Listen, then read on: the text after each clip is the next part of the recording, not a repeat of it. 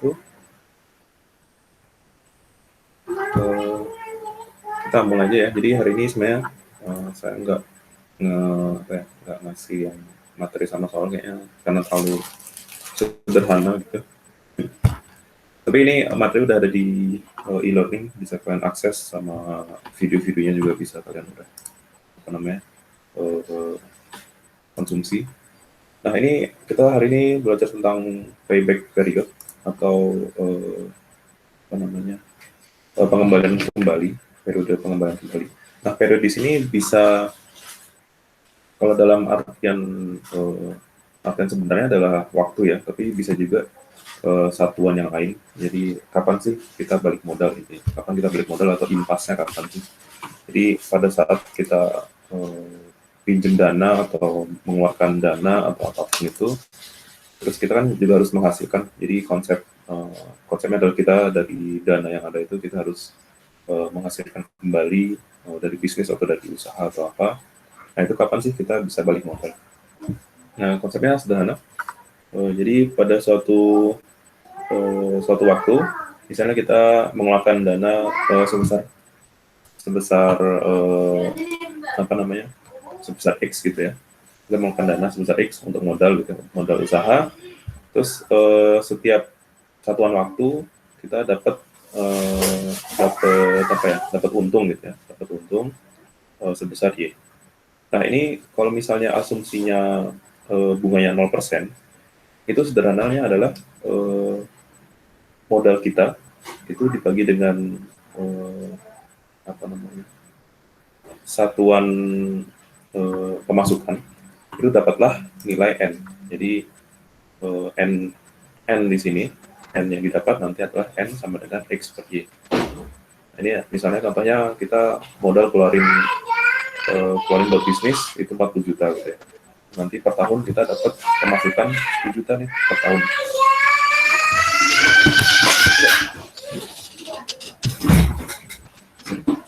Nah, berarti dalam kita balik modalnya akan dalam waktu 4 tahun.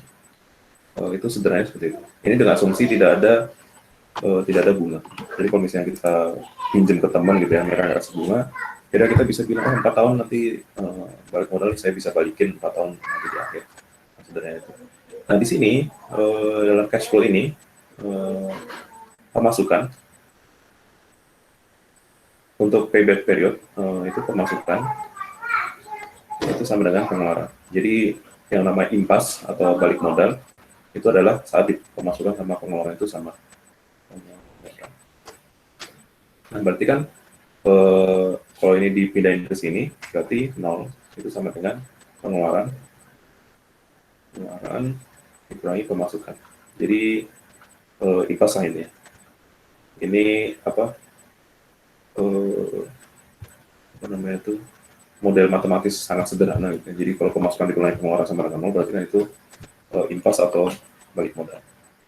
Nah, ini dengan asumsi I sama dengan 0%, jadi nggak ada bunga, kita minjem bank itu nggak intinya inilah nggak dikenai bunga. Nah, gimana nanti jika ada bunga gitu? Di saat sebuah cash flow itu ada bunga, berarti ini itu masih tetap berlaku, tapi nanti ada faktor bunganya ya, pakai P per A atau P per F atau yang lain. Sebenarnya seperti itu. Oke. Kita ambil contoh yang dari PDF, ada di e-learning, itu udah ada.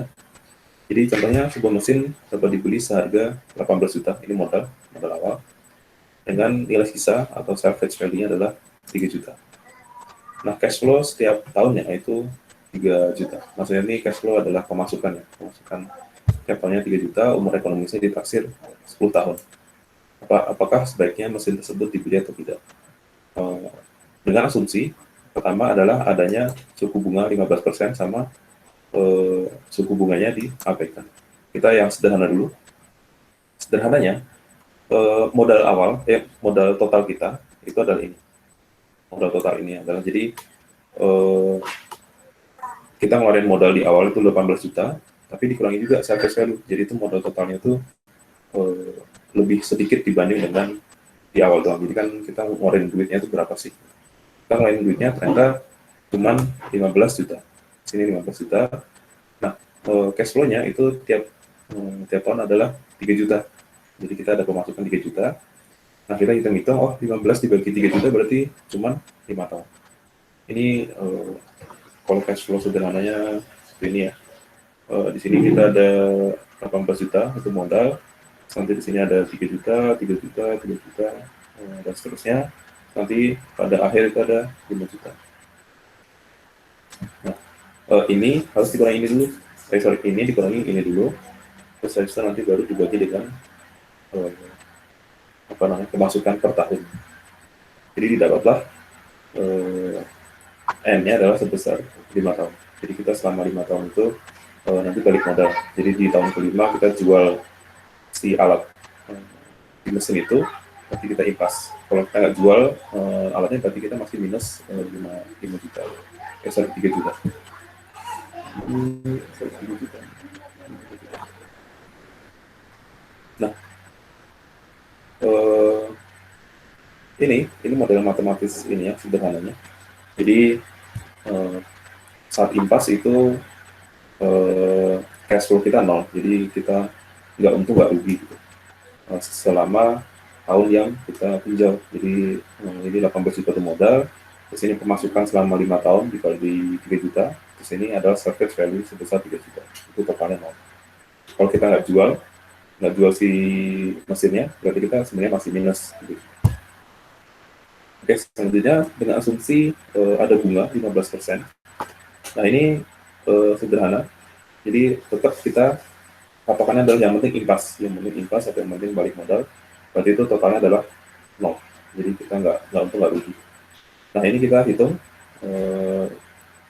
yaitu si modal awalnya 18 juta, ini minus karena kita mengeluarkan. Terus di sini ada 3 juta itu per tahun, jadi P per A, karena itu annual ya, annual. Terus faktornya adalah 15%, N. N-nya yang dicari, karena kita nggak tahu kapan sih impasnya.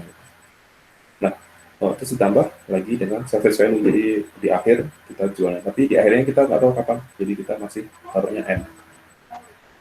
Nah, dari persamaan ini nanti bisa dicari interpolasi linear, dapatlah ini 15,3 tahun. Jadi sangat lebih jauh dibandingkan jika kita ada tanpa bunga. Jadi harus diperhatikan, kalau misalnya ada bunga sedikit aja, itu udah langsung tahunnya bisa berubah drastis. Tapi ya harus kalian hitung juga. Ini sederhana seperti ini. Oke, selanjutnya ini soal-soal yang lain udah saya tahu juga di Moodle, bisa kalian coba kalau mau lebih. Sebenarnya jangan terpaku yang ada di Moodle, bisa juga kalian cobain yang lain yang ada di buku juga. Ini saya juga ambil dari buku. Jadi contohnya seperti ini juga.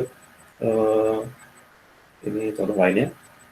Kalau yang 1314 sama 1322 ini nggak pakai bunga asumsinya. Jadi sebuah molding rotational molding operation itu punya fixed cost sebesar 10.000 per tahun. Jadi mau dia kerja mau nggak kerja, dia ini ya 10.000 per tahun. Jadi ini annual, ini pengeluaran annual.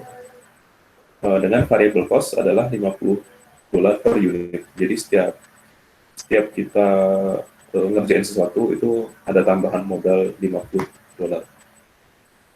Nah, dibandingkan dengan ini sebuah automated via conveyor, its fixed cost will be 22,800 per year.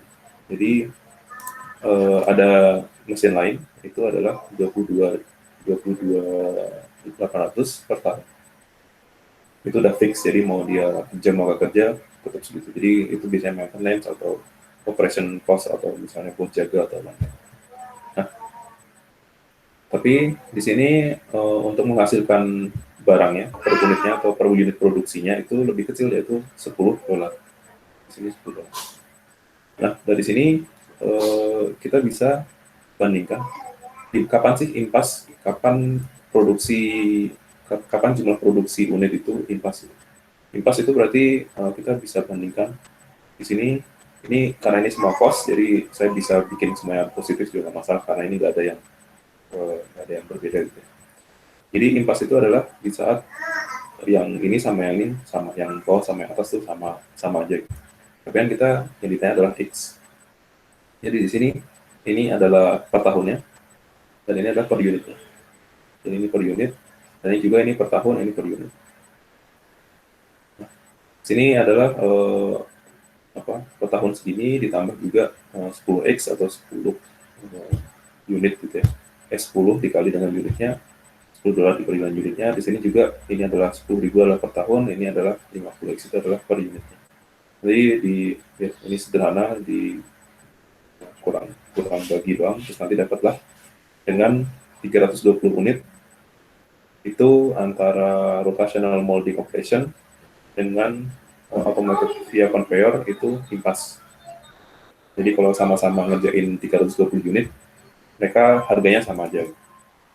Nah kalau hitung-hitung, kalau misalnya X-nya lebih besar, atau misalnya di 400 gitu, ini yang untung adalah yang ini, apa namanya, yang automated via conveyor. Bisa kalian cek.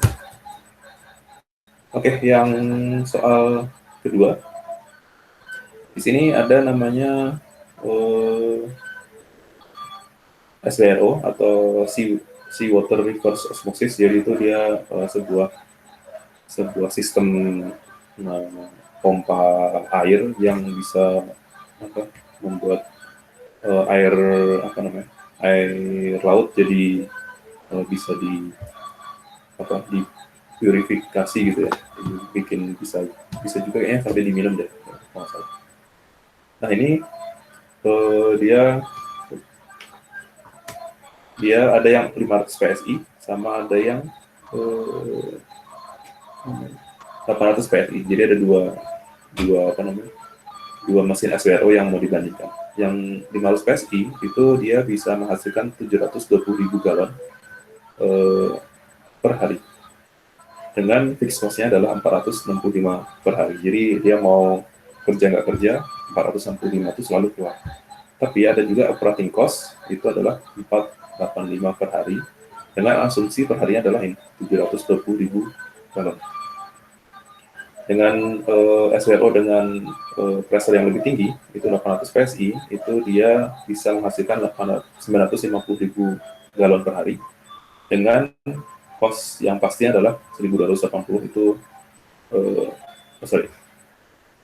ini costnya adalah 1.280 per hari untuk ini besar 950.000. Jadi kalau misalnya kurang ya dia mengikuti persentasenya mengikuti. Nah fixed costnya adalah $328 per hari. Jadi dia mau kerja nggak kerja berkurang, nggak berkurang si nilai kerjanya. Nah ditanya berapa galon sih mulai impas? Nah di sini cash flow-nya seperti ini. Jadi yang untuk 500 PSI itu 465 itu per hari. Ini kita per hari ya. Ini harian. Ini hari. Nah ini di sini itu adalah angka per satuan galon. Jadi ini kan 720.000 galon. Itu harganya adalah 465.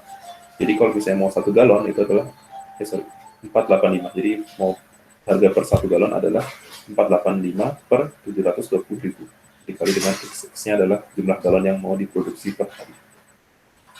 Yang bawah juga sama, ini adalah fixed cost-nya per harinya, jadi 328 itu mau kerja nggak kerja itu tetap segitu, terus ditambah dengan ini harga per galon adalah 1.280 per 950.000 galon gitu.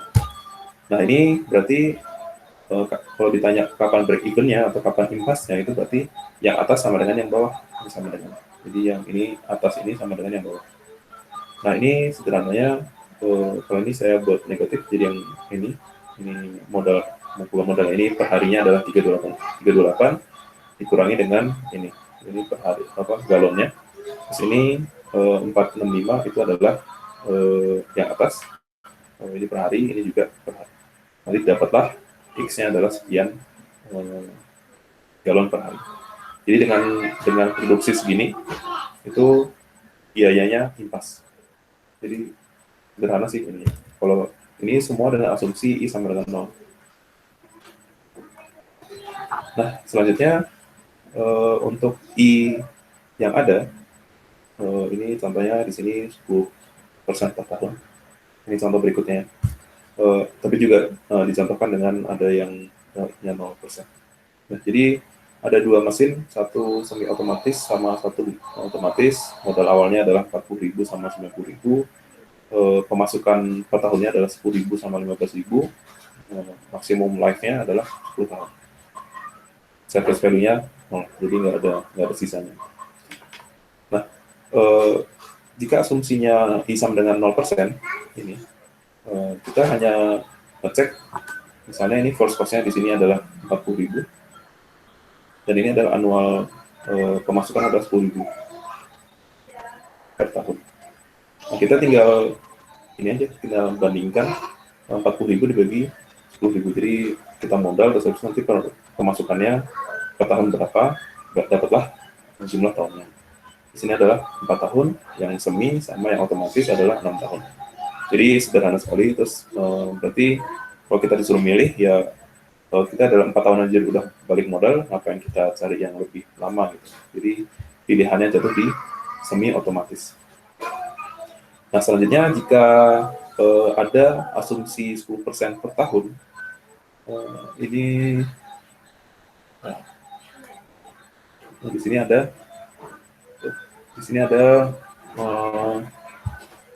tambahan informasi, determine which alternative should be selected for further analysis if alternative must have a payback. Oh, ini. Jadi yang ditanya, ada target dalam 5 tahun itu udah balik modal. Kalau yang ini, kalau dengan asumsi I sama dengan 0%, itu yang masuk cuma yang semi otomatis. Jadi yang otomatis nggak masuk. Jadi yang diambil yang semi otomatis. Karena ada target pengembalian modalnya adalah 5 tahun. Nah, selanjutnya untuk yang B, dengan asumsi I sama dengan 10%, itu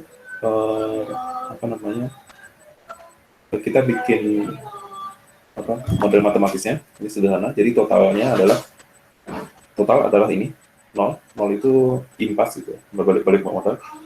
Dengan modal awal adalah 40.000 ditambah dengan ini pemasukan per tahunnya 10, ini 10.000 ya. 10.000 dikali P per A, 10%, karena diketahui, ini yang dicari. Nah, ini 40.000-nya ditaruh ke kanan, terus itu dibagi dengan 10.000, dapatlah 4. Tapi yang didapat baru P per A, 10%, N. Nah, ini baru si faktornya, jadi total faktornya adalah 4. Nah, di sini kalian nanti harus cari dari ini tabelnya. Kan kita tadi ini P per A, 10%, N itu sama dengan 4. Nah, kita cari yang P per A ini, yang 10% ini, tabel 10%. Terus kita cari yang hasilnya 4. Nah, kita cari ke bawah, ternyata 4 itu di antara 3,7 sama 4,3553. Terus kita cari ininya, berarti N-nya itu antara 5 sama 6. Kalau misalnya kalian mau detail, ya diinterpolasi, tapi karena pertanyaannya adalah udah jelas gitu ya, ini targetnya 5 tahun. Berarti yang di sini, karena dia udah lebih dari 5 tahun, berarti udah gagal. Jadi yang semi otomatis sudah gagal. Yang ini, tadi itu yang semi otomatis.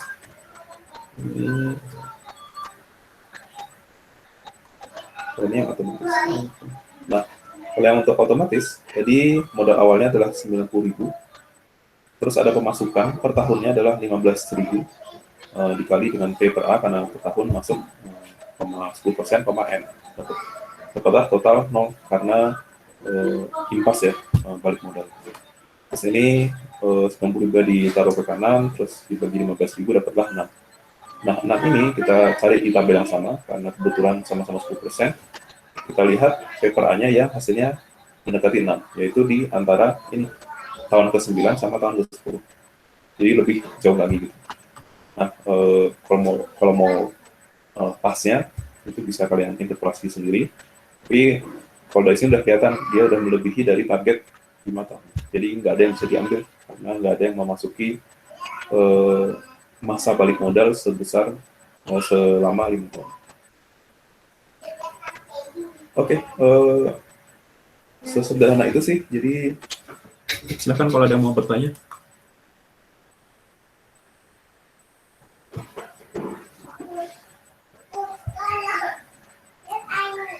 Jadi intinya kita mencari kapan sih balik modal. Kapan itu bisa satuan waktu, jadi tahun, bulan, minggu atau apa. Bisa juga satuan jumlah unit yang dikerjakan atau patokan lainnya. Gitu. Jadi misalnya kalian hitung-hitung mau jualan bakso, kalian modal gerobak dan lain-lain 10 juta gitu ya. Terus kalian hitung-hitung, oh bakso per mangkok saya untungnya 5.000 nih. Ya udah 10 juta dibagi 5.000, dapatlah misalnya 200 mangkok nih, itu balik modal. Nah dari situ setelah 200 mangkok berarti kita untung, sisanya untung. Gitu. Jadi nggak harus satuan waktu.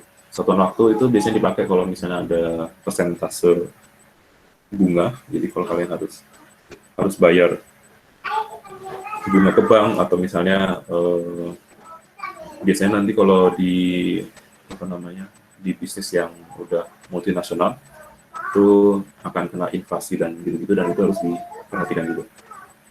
Jadi itu harus dimasukin si nilai interest rate. Oke, ada yang ditanyakan? Silahkan.